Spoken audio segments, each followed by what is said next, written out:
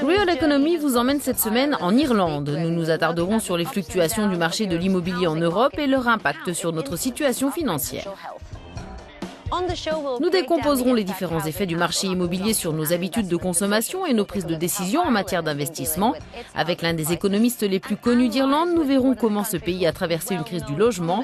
David McWilliams en analysera l'incidence sur l'endettement des ménages. Nous savons tous qu'il existe une corrélation directe entre le logement et l'économie. Voyons donc comment concrètement nos logements ont des effets sur nos décisions en matière de consommation et d'investissement et donc sur la stabilité financière.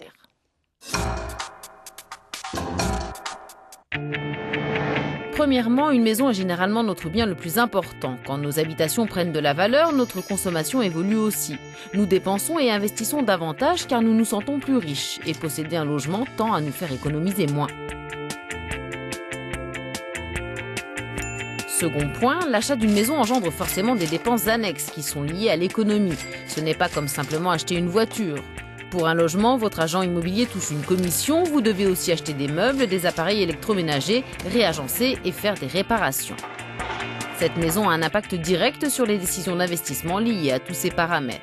De nos jours, l'achat d'une maison a un effet levier. Quand le secteur était en plein boom, beaucoup ont opté pour le double crédit pour acheter une maison comptant. De gros profits peuvent être réalisés quand les prix augmentent, mais si ces derniers baissent, la valeur de l'actif diminue aussi. Les maisons perdent de leur valeur, la consommation baisse et arrive l'instabilité. L'effet levier signifie aussi que les banques doivent miser gros, ce qui accentue l'instabilité et peut entraîner des pertes importantes, voire des plans de sauvetage, comme cela a été le cas au moment de la crise financière.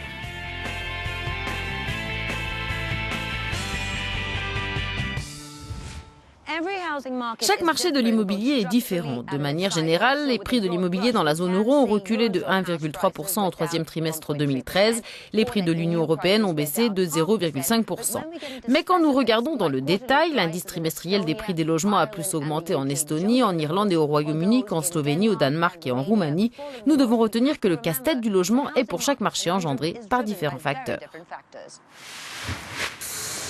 Deux types de marchés immobiliers existent en Europe. L'un présente plus de demandes que d'offres, l'autre affiche trop d'offres. C'est le cas en Irlande et en Espagne. L'Espagne a surconstruit entre 2000 et 2007. Ça a été accompagné d'une forte hausse des prix. Et puis on s'est retrouvé en 2007-2008 avec un véritable crash des prix et une offre très excédentaire. À l'inverse, vous avez des pays comme la France ou la Grande-Bretagne, deux exemples très clairs, où là, au contraire, en particulier, bien sûr, dans les grandes agglomérations, on a un excès de demande par rapport à l'offre. Autre élément à prendre en compte, le crédit et le rôle des banques centrales sur les taux d'intérêt.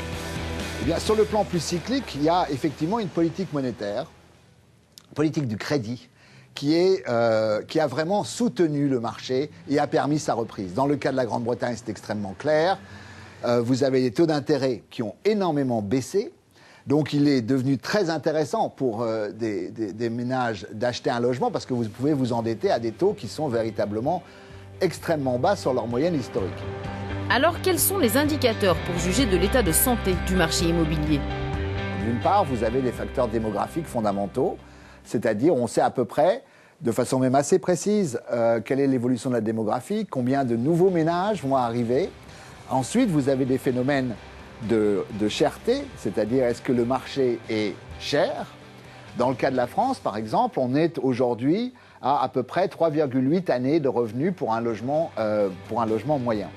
C'est un peu plus en Grande-Bretagne, c'est un peu moins en Espagne, mais on tourne dans la plupart des pays d'Europe aux alentours de ces moyennes. Ainsi, ces différences régionales rendent plus difficile une relance européenne.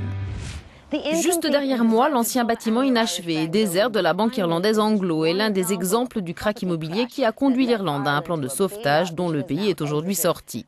L'Irlande devrait afficher une croissance de 1,8% cette année et les prix des logements, qui sont encore 50% en dessous du prix du marché, ont bondi de près de 4% au dernier trimestre 2013.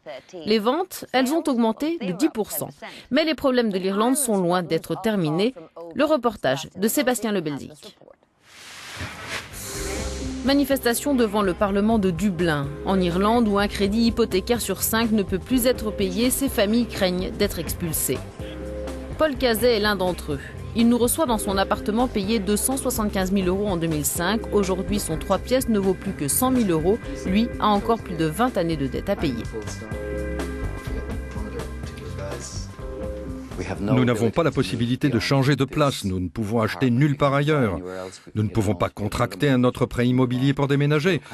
Donc nous sommes coincés ici dans ce petit appartement avec 2 chambres et ça fait 9 ans. Nous sommes vraiment coincés ici et il n'y a aucune évolution. On ne peut rien avoir d'autre.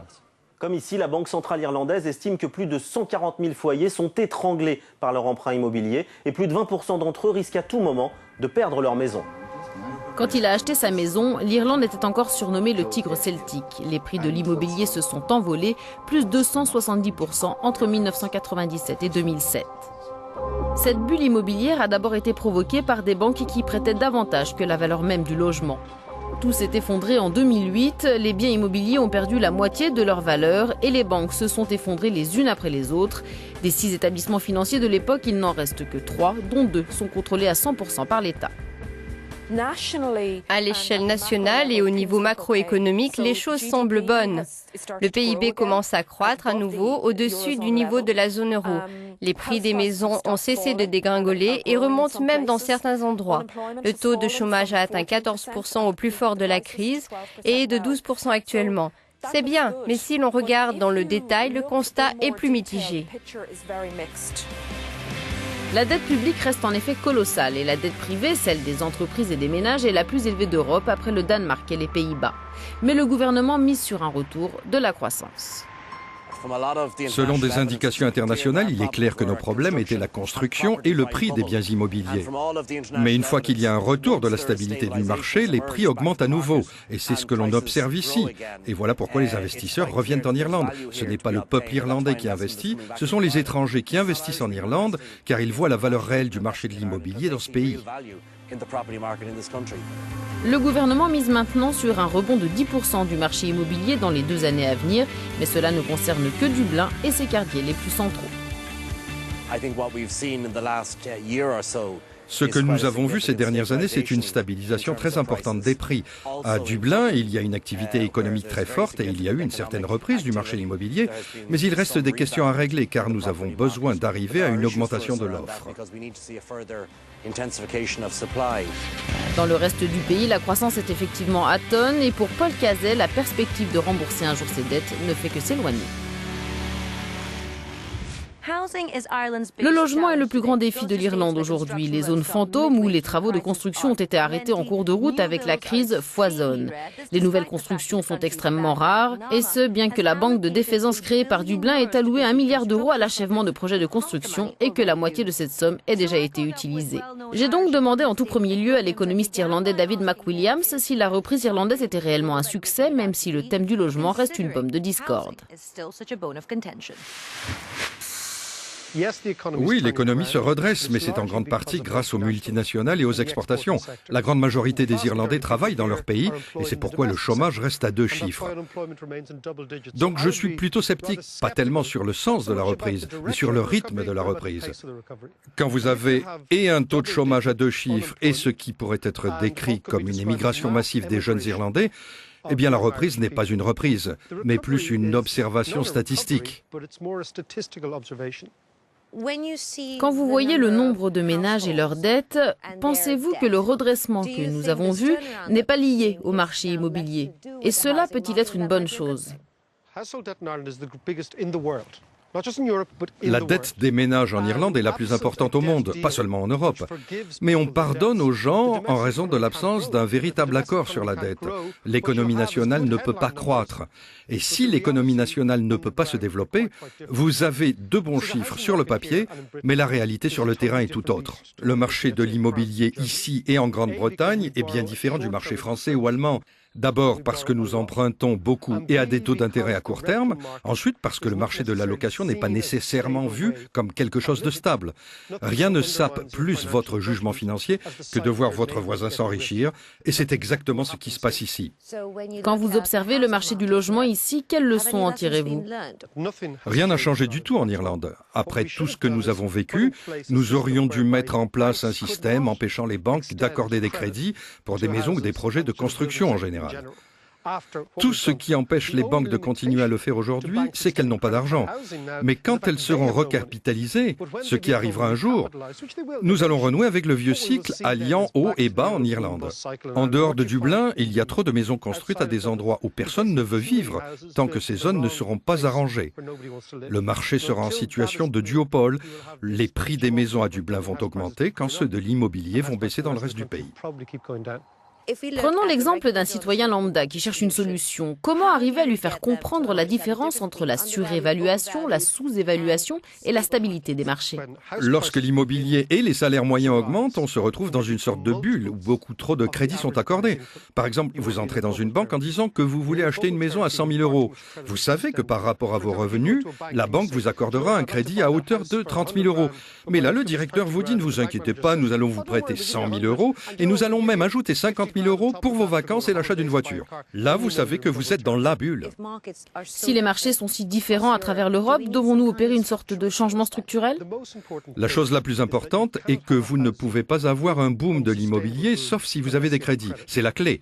Ce que je ferais dans toute l'Europe si j'étais à la tête de la BCE, je dirais aux banques de ne pas se baser sur le prix actuel de la maison, mais sur le prix moyen des maisons de ces 20 dernières années. En faisant ça, on évite la bulle. Parce que si les banques prêtent trop, leur bilan au final leur joue des tours. Donc si le président de la Banque centrale européenne veut vraiment faire quelque chose, ce qui n'est pas le cas, il doit lier les crédits non pas au prix actuel des maisons, mais au prix moyen de ces 20 dernières années pour éviter toute bulle, les booms immobiliers et les crises. Et il y aurait ainsi un marché du logement stable pour toujours.